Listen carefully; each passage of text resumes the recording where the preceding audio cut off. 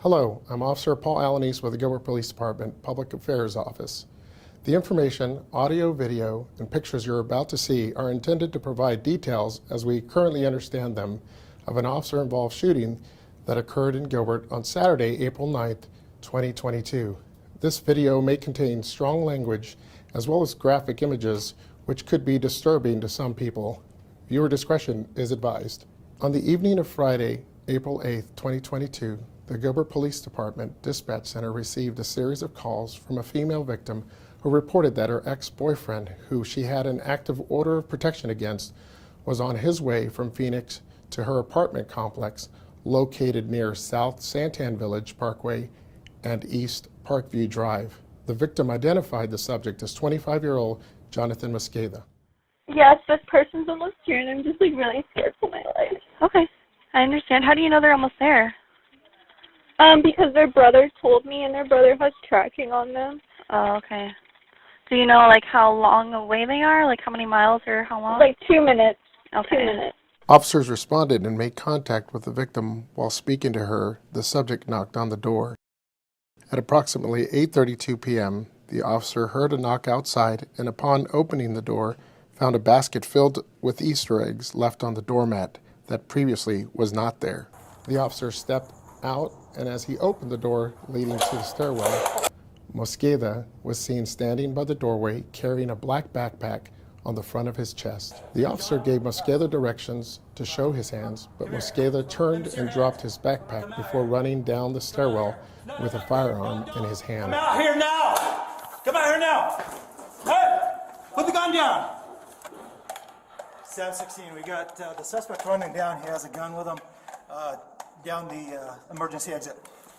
Gilbert police officers established a perimeter around the apartment complex in an attempt to locate Mosqueda. At approximately 10:53 p.m., with the assistance of the Arizona Department of Public Safety's helicopter, Mosqueda was located on the roof of the apartment building, hiding near several air conditioning units. For the next 3 hours, between 11 p.m. and 2 a.m., Gilbert Police SWAT officers and negotiators communicated with Mosqueda to try to get him to peacefully surrender.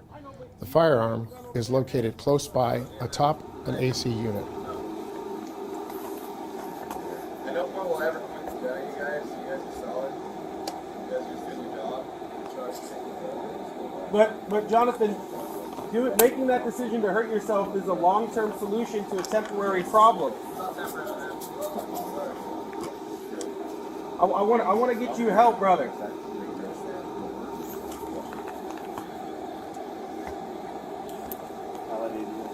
Dude, we can get off this roof. We can sit. I'll sit with you and talk with you about options and resources, man. At about 2:04 a.m., as officers are actively negotiating with Mosqueda, and without being told to do so or notifying officers, he jumped on top of an AC unit with his cell phone in his right hand. Officers properly identified the object in Mosqueda's hand to be a cell phone and continued to order him to keep his hands up. Mosqueda failed to follow the commands given to him by the officers, and as seen in the video, he crouched down and armed himself with the firearm. As Mosqueda stood up in a position above the officers, with the firearm now in his hand, he presented an immediate and deadly threat to the officers. Responding to this immediate and deadly threat, 2 officers deployed non-lethal rounds and 2 different officers fired lethal rounds at Mosqueda. Mosqueda laid motionless as officers approached to render life-saving first aid. Officers observed Mosqueda still had the firearm in his hand. A SWAT medic on scene pronounced Mosqueda deceased at 2:11 a.m. Contents found on Mosqueda included a tan 9mm Glock semi-automatic pistol he was holding in his right hand, along with a pocket knife and 2 sets of handcuffs that were in his possession. The contents inside the backpack Mosqueda carried, seen earlier in this video, included 2 high-capacity handgun magazines, additional ammunition, duct tape, goggles, a belt, and a ring, among other items seen in this image.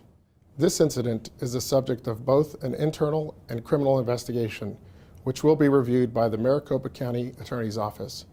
Conclusions about whether the actions of the officers are consistent with department policy and the law will not be made until all facts are known and the investigation is complete.